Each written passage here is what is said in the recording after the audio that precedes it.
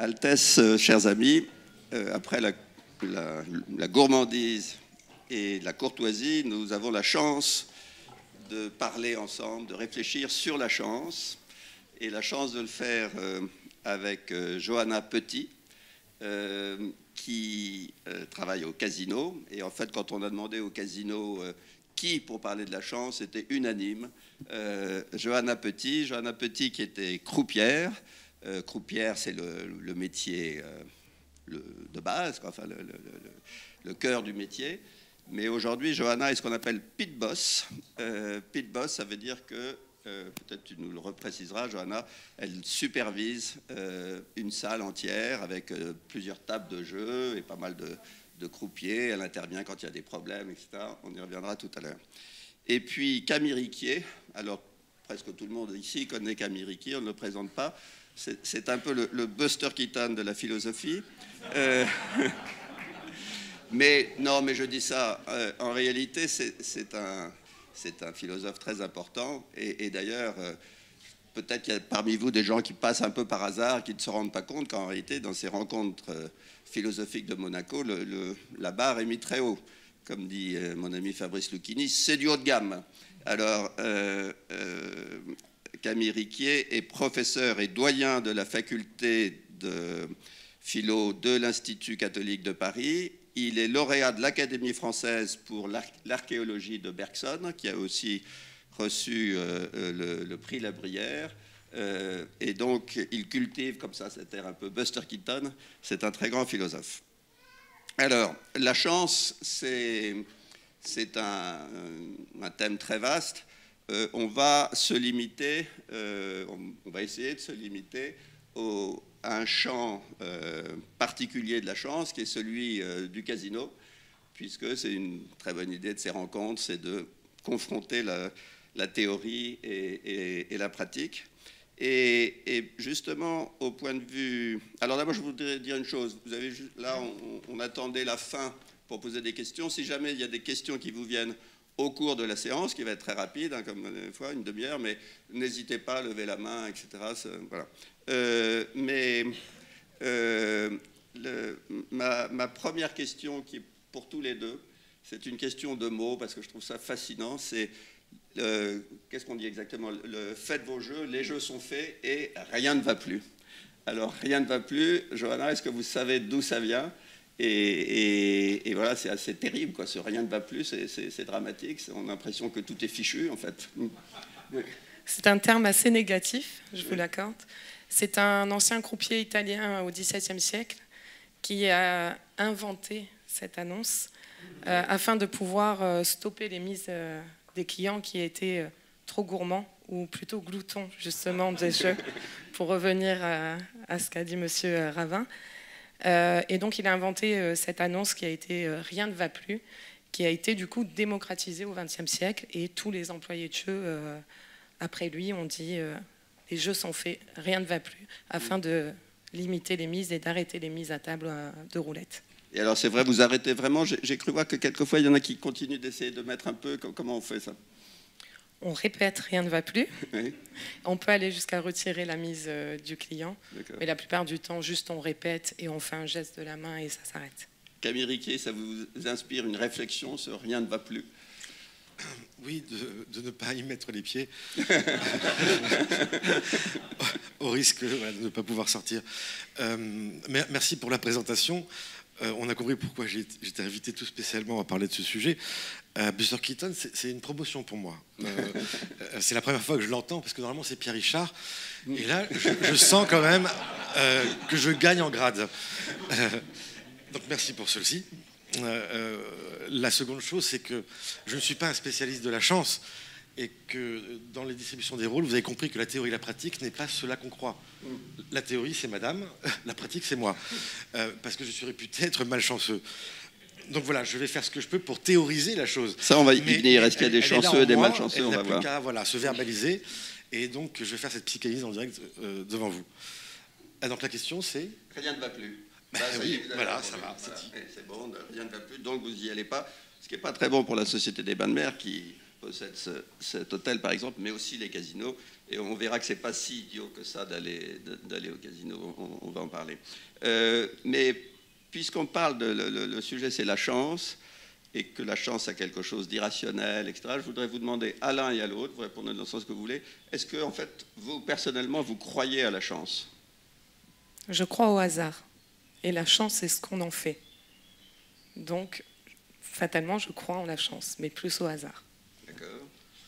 C'est tout à fait étonnant qu'une croupière, j'ai bien vérifié, croit en la chance. Parce qu'on aurait pu tout à fait imaginer que dans un casino, il y a les clients qui croient en la chance et l'institution qui, elle, ne croit qu'aux mathématiques, qu'à la victoire assurée, alors que vous m'avez dit qu'il y a, non pas des chanceux, puisque malgré tout, à la fin, rien ne va plus, mais qu'il y a des malchanceux.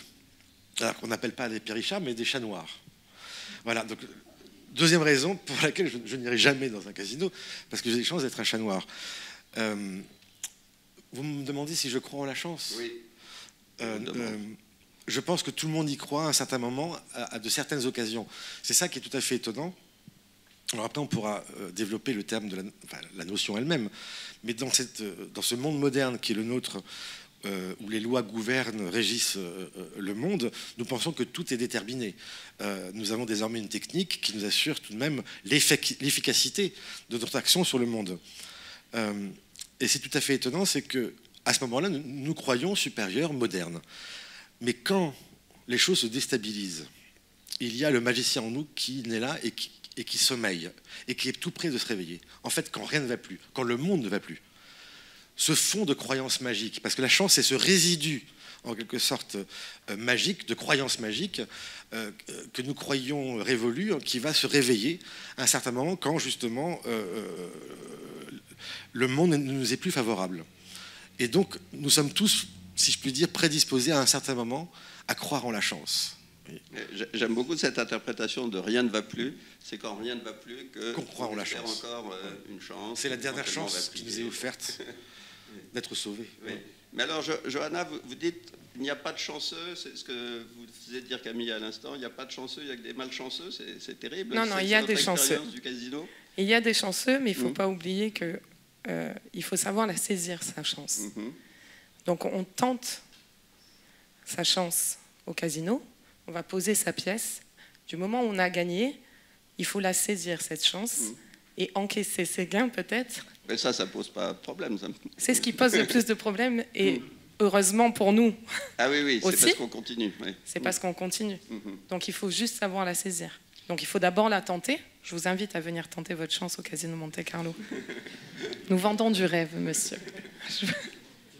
Et ensuite de la saisir. Mais tout de même, est-ce que parmi tous les joueurs que vous voyez passer, il y en a, vous voyez, ah zut, celui-là il vient, il va gagner, il gagne tout le temps, etc. Ou d'autres, oh celui-là il vient, il va encore perdre, le pauvre. Ou non, ça se passe pas comme ça.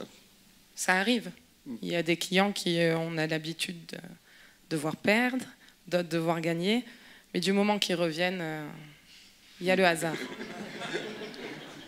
Du jour au lendemain, le lundi, le mardi, tous les jours sont différents, donc on n'a pas forcément peur. Et alors, et ça c'est vrai sur le casino, mais c'est vrai en général, est-ce qu'un joueur qui a perdu, donc qui a été malchanceux, peut être heureux quand même? Bien sûr.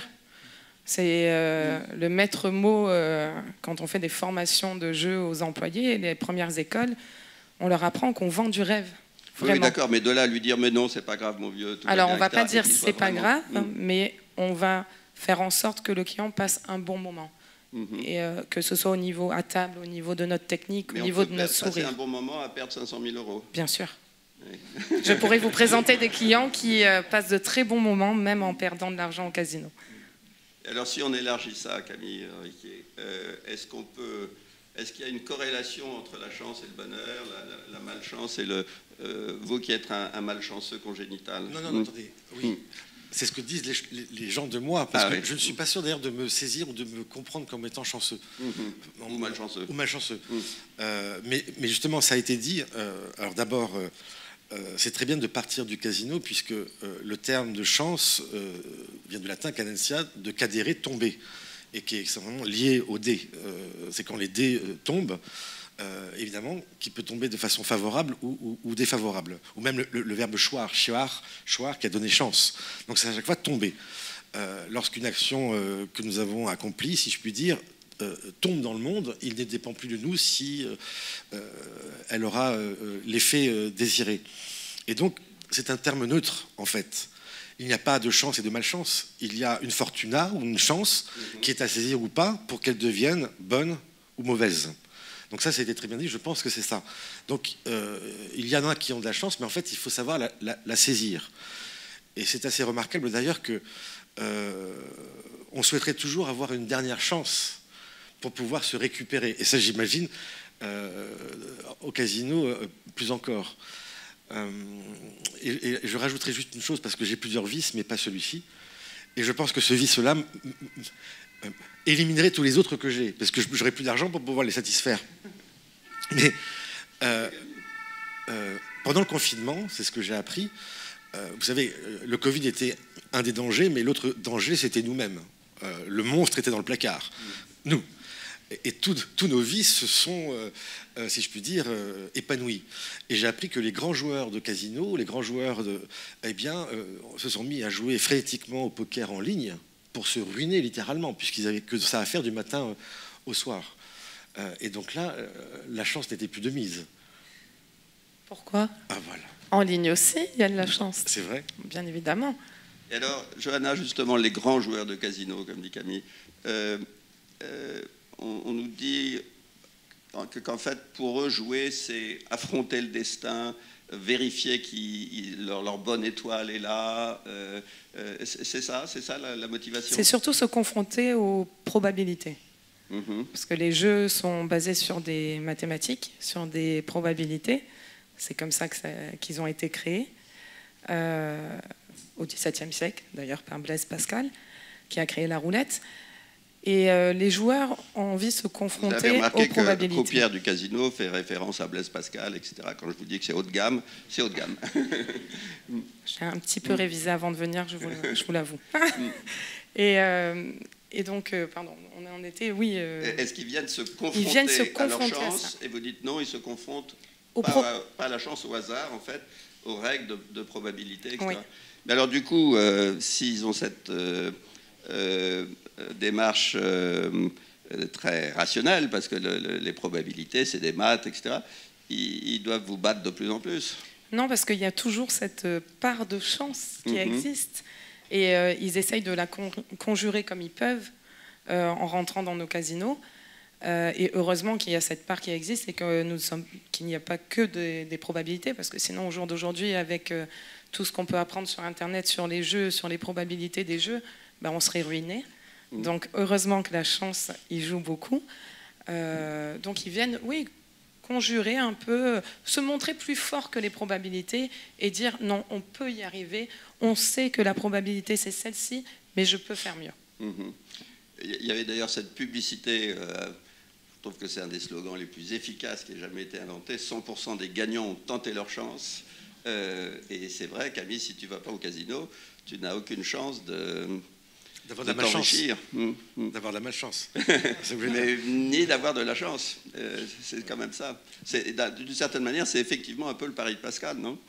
Oui, mais c'est ça l'ambiguïté aussi de cette notion qui joue entre le hasard, la probabilité, et donc quelque chose de scientifique, et cette part mystérieuse qui fait que ça bascule d'un côté comme de l'autre, et qui, malgré tout, renvoie à un rapport magique au monde. C'est-à-dire que c'est peut-être cet espace-là où nous avons encore un certain rapport magique au monde, où nous avons l'impression que, alors on ne dira plus que les dieux sont en notre faveur, mais que tout de même les choses pourront nous être favorables. Il me semble que même celui qui va gagner, eh bien d'une certaine manière, après il aura le sentiment que tout lui sourit. C'est une confrontation au destin, c'est une confrontation au monde lui-même dont on a besoin. Et le casino, c'est l'espace réduit où ce rapport-là se cristallise, et le plus pur possible, mais on le retrouve partout. Vous voyez, cette confrontation, je vais rejouer ma chance. Alors je vais pas faire la psychanalyse des joueurs de casino. Non, c'est une hypothèse. Parce que ça aurait pu être la mienne. Mais lorsqu'on a eu beaucoup de malchance dans la vie, on veut toujours une dernière chance, on veut se refaire une chance. Et je pense qu'au casino, il y a quelque chose comme une sorte de reprise du passé où je veux tenter ma chance là pour la réussir. Et je verrais bien un rapport entre la vie où on a pu être malchanceux, en amour par exemple, et la manière de se rattraper au casino. Je ne sais pas s'il y a des joueurs parmi vous, d'ailleurs, n'hésitez pas. Mais alors là, c'est vous qui allez nous arbitrer, Johanna, entre ce que dit Camille et ce que je vais dire, parce que vous le savez. Moi, j'avais plutôt le sentiment inverse de ce que tu dis, Camille, qui est que, en particulier, les grands joueurs, par hypothèse très riches, sont des personnes qui maîtrisent tout dans leur vie. Grâce à l'argent, etc., ils achètent tout ce qu'ils veulent, tout est huilé, etc. Et que le seul endroit où ils sont confrontés directement à quelque chose qu'ils ne maîtrisent pas malgré les probabilités, etc. Donc le seul endroit d'aventure, finalement, c'est le casino. Alors qui a raison? Les deux. J'ai bien senti que j'avais un peu raison. Je suis d'accord avec vous dans le sens où ils ne maîtrisent rien. Il y a quelques jeux où leurs décisions vont rentrer en compte, bien évidemment, mais cette part de chance, c'est la seule chose qu'ils ne peuvent pas contrôler. Et je pense que, notamment nous, au Casino de Monte-Carlo, la clientèle que nous avons, ce sont des clients, enfin des personnes qui contrôlent énormément de choses en dehors et qui ont besoin aussi peut-être de leur petit moment où ils ne vont plus rien contrôler et juste se laisser aller. Alors, effectivement, c'est agréable pour personne de perdre de l'argent et c'est agréable pour tout le monde d'en gagner, bien sûr. Mais comme on dit, l'argent ne fait pas le bonheur. Et pour eux, ne serait-ce que ce moment d'évasion, de se laisser aller à leur destin, au hasard et à la chance, c'est là leur moment de bonheur au final. Vous m'avez dit d'ailleurs qu'en fait, ce n'est pas de l'argent au casino. Non, pour nous, non. On joue ce pas sont vraiment. Des jetons. C'est des jeux d'argent, mais ce n'est pas de l'argent. On laisse l'argent et les euros au calcul et aux finances et aux analyses. Pour nous, sur le floor, donc pour les employés ou tous ceux qui travaillent au casino, on apprend à tout le monde que le terme euro est interdit. Ah oui. Voilà, nous jouons des jetons, nous jouons du plastique, et on ne fait aucun rapport à l'argent pour éviter de devenir fou, sûrement. Hein, parce qu'il y a beaucoup de sommes engagées. Oui. Moi, je peux vous répondre, si on a créé les jeux et les casinos à Monte-Carlo, c'est parce que les jeux étaient interdits dans le monde. Donc les premiers à avoir créé des casinos, ça a été Monaco. Il y avait d'ailleurs le tir au pigeon juste à côté. Et voilà pourquoi les jeux ont été créés aussi à Monaco. Je vais répéter ce que j'ai dit. C'est le seul moment où vous ne contrôlez plus rien. Donc c'est votre moment d'évasion. Alors oui, c'est une aventure, mais je pense que la vie est une aventure. Tous les jours, peu importe la décision que vous preniez dans votre vie, c'est une aventure. Vous jouez dans votre vie tous les jours. Même si vous ne rentrez pas dans un casino, la vie est un jeu. Parce que vous tentez votre chance tous les jours en prenant vos décisions. Oui, c'était très beau. Non, mais je suis praticien. Mais c'est ça qui est tout à fait étonnant, on s'abandonne, c'est un moment d'évasion, mais j'aurais toujours cette question, on s'abandonne à quoi? C'est-à-dire que la chance, c'est comme si une pratique ou un rituel était resté sans tout le système de croyances qui normalement lui correspondait. Ah, il y a quand même des croyances, par exemple, tous probabilistes qui sont, vos grands joueurs touchent le genou ils ont tous un petit gris-gris avec Louis eux. XIV à l'hôtel de Paris. Ah oui. Etc. Ils ont le petit jeton porte-bonheur, la petite statuette ou la femme à côté porte-bonheur, ou non oui. d'ailleurs, qui des fois on peut lui demander de quitter la table car elle ne porte plus bonheur. Ça peut nous arriver. Donc oui, ce sont des superstitieux. Mais juste, parlez-nous des femmes joueuses alors aussi. C'est parce que vous avez l'air de dire que c'est plutôt masculin quand même, c'est un truc, non? Les femmes ont tendance à jouer plus au poker parce que c'est un jeu qui se demande d'être un jeu réfléchi et non spontané. Ce que les hommes ont beaucoup de mal à faire, hein, je pense que toutes les femmes vont être d'accord avec moi. Les femmes ont plus de réflexion. Donc le poker est un jeu qui leur correspond le mieux.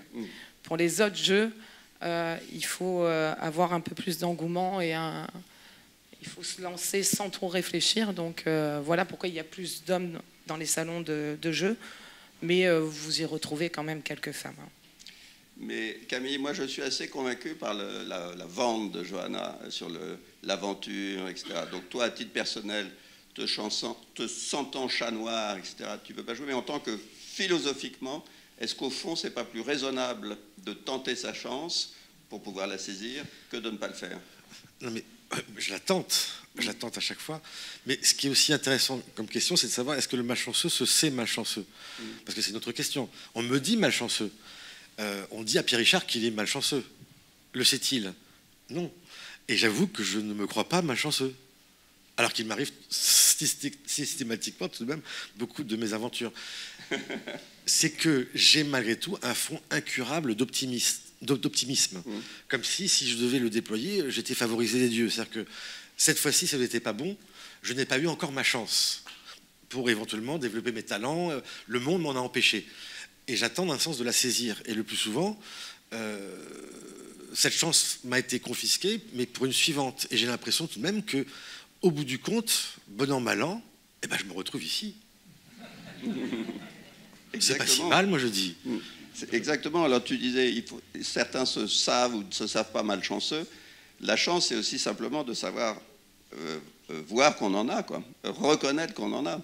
L'autre jour, je citais McCarthy, chacun a plus ou moins, l'auteur américain qui vient de mourir, chacun a plus ou moins la possibilité de voir le miracle, chacun a plus ou moins la possibilité d'avoir conscience de la chance qu'il vit, ou au contraire d'être blasé. Là, en ce moment, on est en train de philosopher, puis je ne sais pas si on peut appeler ça de la philosophie à ce niveau-là, mais sur la chance ensemble, à Monaco, etc. C'est une chance formidable, la condition simplement d'en avoir conscience. On n'a pas de chance si on n'en a pas conscience. Oui, moi je suis un malchanceux qui a conscience de la chance qu'il a. Il y a beaucoup de chanceux qui n'ont aucune conscience de leur chance et qui se croient toujours malchanceux. Est-ce que, Johanna, vous avez l'impression de faire un métier qui, à sa façon, contribue à servir la chance ou la malchance, mais au-delà de ça, finalement, un certain bonheur des gens? Bien sûr. Est-ce qu'il y a du bonheur dans un casino? Il y a de la joie, il y a du bonheur, il y a du sourire. Et surtout, les gens, quand ils rentrent, les joueurs, quand ils rentrent dans un casino, ils s'imaginent ressortir en pouvoir acheter un yacht, et rien de plus beau que de rêver. Donc nous vendons ce rêve-là, et parfois, il arrive qu'ils puissent sortir en achetant un yacht, et nous en sommes ravis aussi. Ne croyez pas qu'il n'y a que des perdants au casino. Il y a des gagnants qui savent saisir leur chance et repartir gagnants. Et il y a des perdants, bien évidemment. Celui qui joue le plus gros dans un casino, c'est le casino. Oui. On en a parlé hier, vous deviez éventuellement faire le calcul, je ne sais pas si vous avez eu le temps, mais un gros joueur... Plus de 5 millions. Voilà, alors expliquez ça, expliquez les plus de 5 millions au public. Non, hier, on parlait, il me demandait les mises maximum qu'il pouvait y avoir, et donc j'expliquais qu'il pouvait y avoir des clients qui pouvaient jouer 20 000 € sur un numéro. Et il me disait, mais comment... Quand on joue 20 000 € sur un numéro, si on gagne, le casino vous paye 35 fois la mise. 35 fois la mise. Mais donc il me disait, mais donc du coup, s'ils jouent tous les numéros, j'ai dit, alors, ces joueurs-là ne jouent pas tous les numéros, bien évidemment, ces joueurs-là sont des joueurs qui jouent quelques numéros et qui font très bien leurs calculs. Alors, le problème de ces joueurs-là, c'est que, bien sûr, ils apportent beaucoup sur la table, mais s'ils remportent un numéro, s'ils gagnent un numéro, un de leurs numéros ressort, ça peut coûter beaucoup d'argent. Donc, si vous pouvez faire le calcul chez vous, vite fait, ça fait un peu plus de 5 millions d'euros si un des numéros tombe. Donc, si ça tombe au bout de la deuxième boule, je vous assure qu'il y a un peu moins de sourire, surtout derrière les tables. Alors, le croupier n'a pas le droit de perdre son sourire, mais forcément, on est un peu déstabilisé. Donc ça, ce sont les gros clients. Le maximum de mise, c'est 20 000... Sur un numéro. Sur un numéro. 20 000. Après, c'est 40 000 du coup à cheval sur la roulette. Et le maximum? Là, c'est le maximum de 20 000. 40 000. Oui. 40 000 à cheval. Et, d'accord. Donc si quelqu'un a 40 000 euros à me prêter... Alors vous pouvez jouer 5 euros, hein, attention. Vous pouvez jouer 5 euros. 5 euros? Bien évidemment. Non, attendez. Je pense mais voilà, vous êtes gourmand.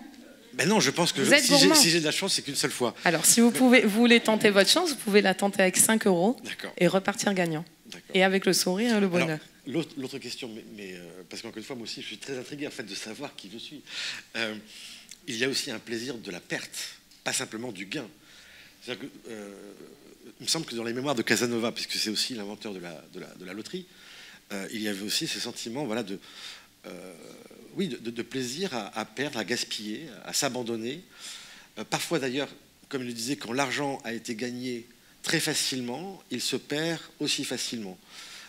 Quand on a le sentiment qu'il n'a pas été mérité, on peut beaucoup plus facilement, en quelque sorte, le dépenser. Et qu'il y a un plaisir aussi à cela. Enfin, c'est une question que je pose, mais que j'avais lue chez Casanova. Bien évidemment, si vous avez travaillé toute votre vie pour votre salaire et à la sueur de votre front, et que vous arrivez, vous misez votre salaire sur une table de jeu et que malheureusement vous perdez, je pense que vous allez moins bien le vivre que quelqu'un qui a eu cet argent, peu importe, par héritage de société ou autre, qui du coup voit ça plus comme du plastique et vraiment... Et ça me paraît une manière très saine d'ailleurs de se rapporter à l'argent et de le relativiser. Ça dépend aussi des religions, ça dépend de beaucoup de choses.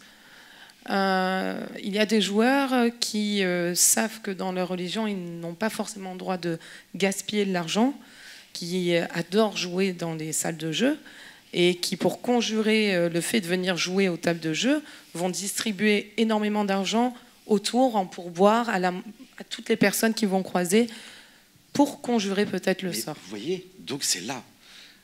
C'est-à-dire qu'en fait, même ils donnent des pourboires à chacun pour que les dieux leur soient favorables. Exactement, parce qu'ils savent que normalement... ils se cachent, malgré tout, vers lequel on incline, comme malgré soi. C'est ça qui me fascine. C'est ce monde parallèle un peu magique qui est là quand même, qui demeure en nous en silence et qui n'attend que de se réveiller. Nous ne sommes pas si modernes que ça.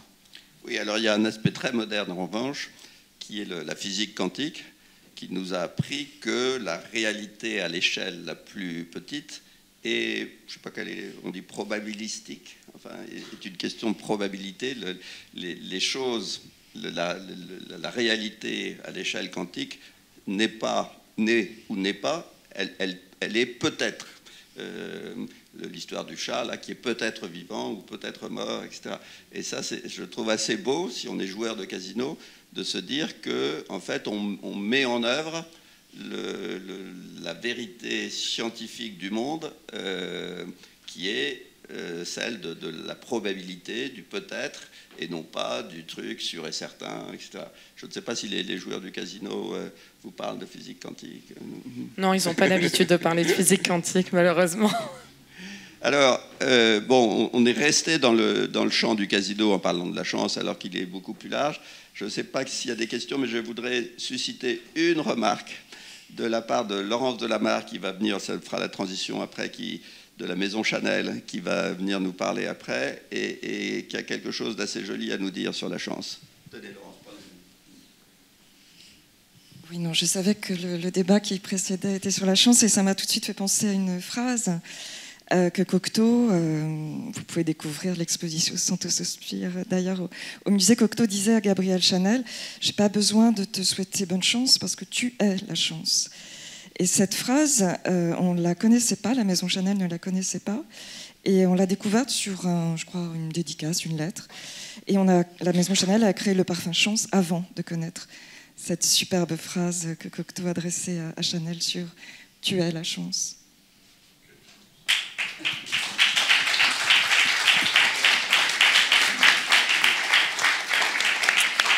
C'est fini. Laura Hugo me dit que c'est fini. Et donc c'est fini. En revanche, ça n'est pas fini, puisque vous allez retrouver Laurence dans quelques minutes, nous parler avec Étienne Bimbenet, qui est là-bas, du shopping. Merci.